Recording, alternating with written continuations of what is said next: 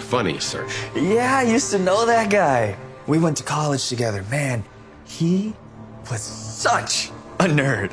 I used to just roast him all day, every day. It was hilarious. You know what the best part is? He told me that one day he was gonna become some big shot multi-millionaire. But now he just works here, at the mall. Isn't that sad? I'll take the watch, but I want to wear it out of the store. Certainly. I see your wrist. Nope. I want him to put it on my wrist. And then I want him to ring me up. Otherwise, I walk out the door and your store loses out on a very lucrative client.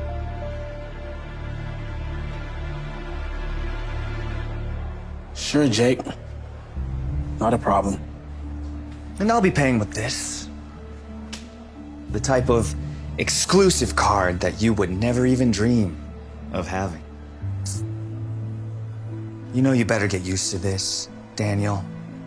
Because I am going to come back every week and make you watch while I drop the kind of money that you swore you would have.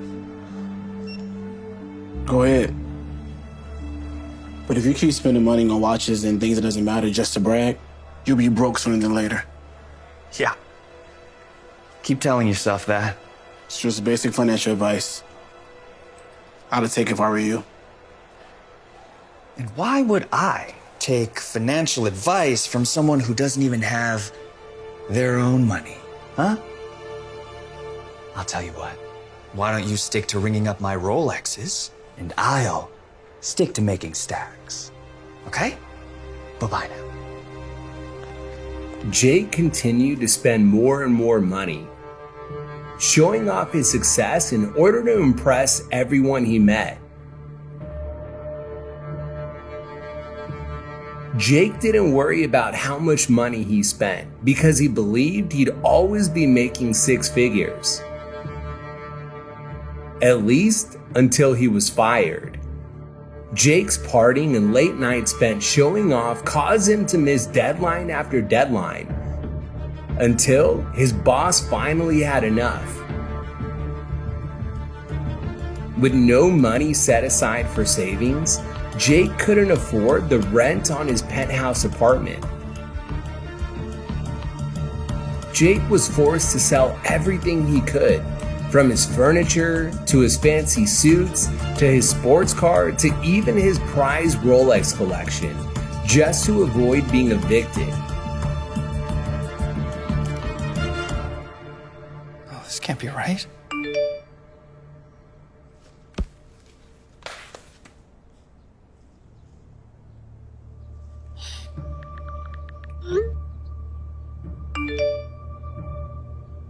Yes!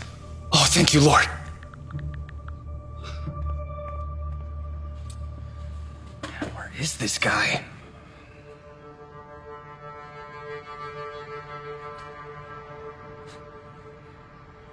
Wow. You know, I didn't know the bus ran to this part of town. Well, it does. What are you doing here, anyway?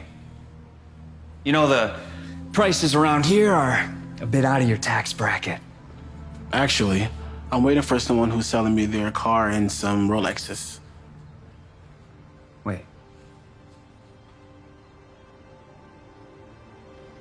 You're the one buying my stuff? Huh. I guess I am. I don't get it, though. How can someone as broke as you afford to buy my Porsche and my Rolex collection? Because I'm not as broke as you assumed. You see, while you're busy spending your money on flashy clothes and expensive watches, I looked for bargains. Instead of spending hundreds of thousands of dollars on a depreciating asset like fancy sports car, I spent $50 on a bus pass. And while you were out partying and spending your money, I was saving mine and investing it in things that gain value, not lose them.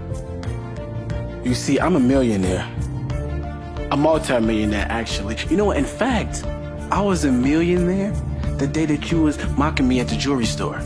Really? If that's the case, then why do you work at the mall? I like working, for one. But mainly, I'm always doing my research. Research. For what? Whether or not to buy that mall. Oh, I get it. So you bought the entire mall, right? Investing in commercial real estate is how I turn millions into hundreds of millions. No. No way. Mm-mm.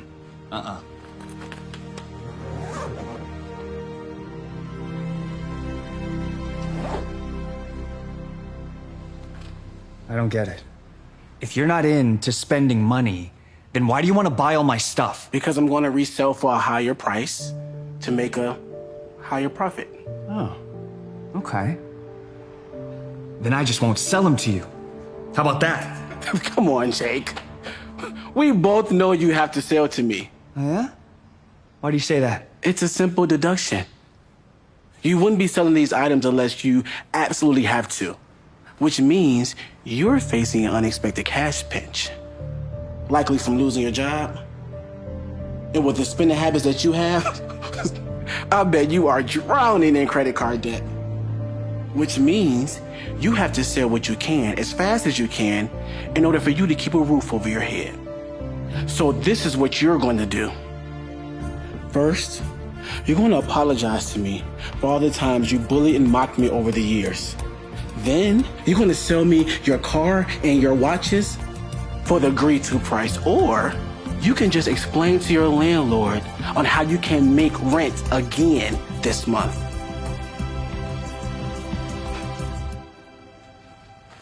Wait.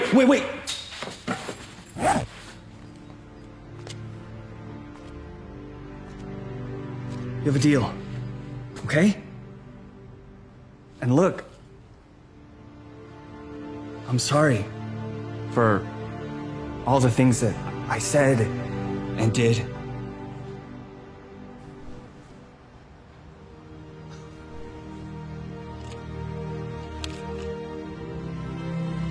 Turns out you were right after all.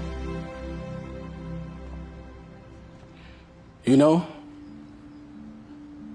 I'd be more than happy to help you get your finances in order if you're willing to stop the frivolous spending. Really? Sure. That's if you're okay with getting advice from a loser who rides the bus. I'm more than okay with it. Thanks, man. I really appreciate it.